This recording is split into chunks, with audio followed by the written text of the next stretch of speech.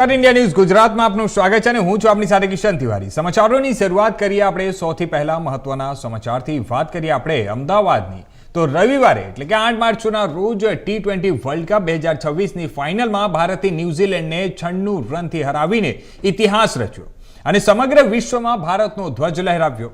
ભારતીય ટીમ સતત 2 વાર T20 વર્લ્ડ કપ જીતનાર પ્રથમ ટીમ બની છે। ન્યુઝીલેન્ડે અમદાવાદના નરેન્દ્ર મોદી સ્ટેડિયમ ખાતે ટોસ જીતીને ફિલ્ડિંગ કરવાનો નિર્ણય લીધો હતો, ત્યારે ભારતે 20 ઓવરમાં ત્યાં 5 વિકેટ પર 255 રન બનાવ્યા।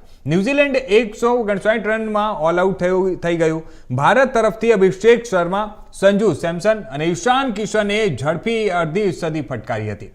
ન્યુઝીલેન્ડ તરફથી ટીમ સિલ્ફેટ ત્યાં પણ અડધો સદી ફટકારી। ભારત તરફથી જસપ્રીત બુમરાહને 4 વિકેટ લીધી અને પ્લેયર ઓફ ધ મેચ જાહેર કરવામાં આવ્યો, ત્યારે સંજુ સેમસનને પ્લેયર ઓફ ધ ટુર્નામેન્ટ જાહેર કરવામાં આવ્યો છે।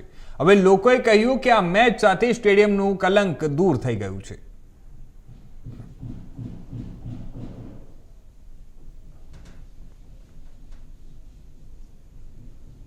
હવે સમાચારોમાં આગળ વાત કરીએ આપણે ભરૂચની તો